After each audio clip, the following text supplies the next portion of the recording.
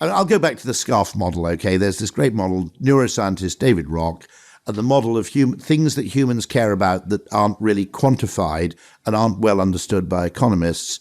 It's SCARF, which stands for status, certainty, autonomy, relatedness, fairness. And people care about those things to the depth of their being. If you do something in a restaurant which is an affront to someone's status, effectively, that will arouse far more ire and likelihood of a boycott than having slightly bad food. What are the other ones? Status certainty. So what do you mean by that? That's kind of like predictability. A good example of certainty would be signs on the tube platform which say next tube 7 minutes. Okay, in restaurants, so we'd rather. I mean, if we're at an airport and it says flight delayed 47 minutes, we go, yeah, flight delayed 47 minutes. I'll go and have a drink, or I'll go to the lounge or whatever. Okay, if it just says delayed, we're in a state of uncertainty. Yes, we find that inordinately more painful. Yes, than we've So quite often you can manage a downside in advance. I mean, there's a huge difference if you think about it between being handed a menu and being told that the Hake's off, off the menu, and then versus ordering Hake, and then 10 minutes later they come back and say the Hake's off the menu. Oh my God! I listened to a podcast with a Michelin star chef, and they go through their food icks, and that's one of the icks in terms of managing expectations. It's like, totally fine. You hand someone a menu and say, "I'm terribly sorry." But for some reason, apparently in loads of restaurants, they say that the staff know from day dot that there's no fucking Hake, right? But they still go around the tables and say, order. The person orders, the expectation becomes here. Yeah. And then suddenly you'll go to the kitchen, come back. I mean, the brilliant book, you must have read the book by Will Gadara called Unreasonable Hospitality. So I tried to get him on the podcast, actually. And in terms of hospitality, because I asked... That brilliant observation that the things you deliver that the person wasn't expecting... Yeah. That you have, in a sense, the mind of a game theorist with the customer, not the mind of a kind of a rule follower. What do you mean by the mind of a game theorist?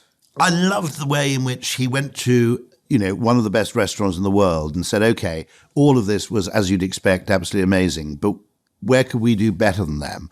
We can't do better than them in the food because their food is already top notch. But he said, when I ordered coffee at the end of the meal, it was just bog standard coffee. And he went and appointed one of his staff as kind of like the coffee sommelier, basically. Yes. Yeah. And got in some massive, Pavoni cappuccino machine. He also appointed, I think, one of the waiters as their beer guy. Yeah. Because he said that all these restaurants wank on about wine endlessly. Yeah. But 20% of people prefer beer.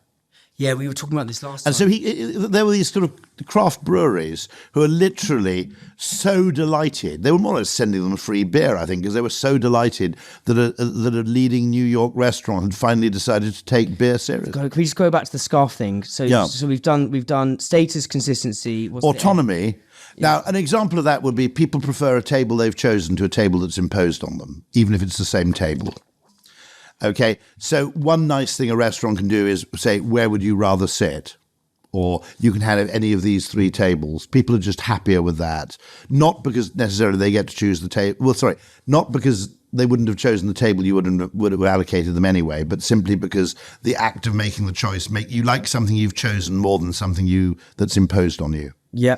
Okay, even if it's the same thing. Okay, It's why we used to work with Ford, and Ford always had lower customer satisfaction figures than a few competitors.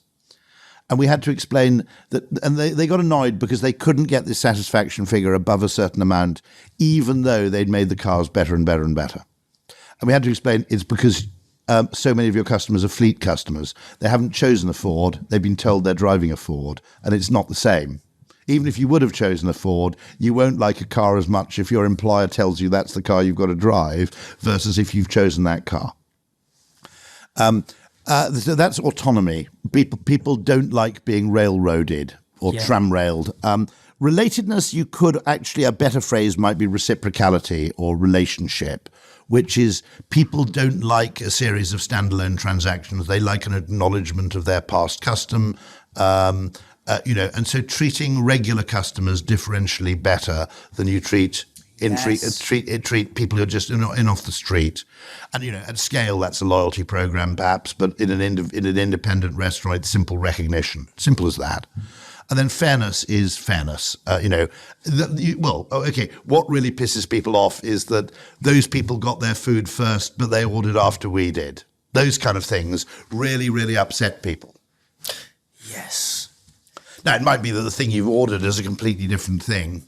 But again, you can overcome that by pre-warning people in advance, perhaps. Espressos is sponsored by supply chain software gurus Unleashed.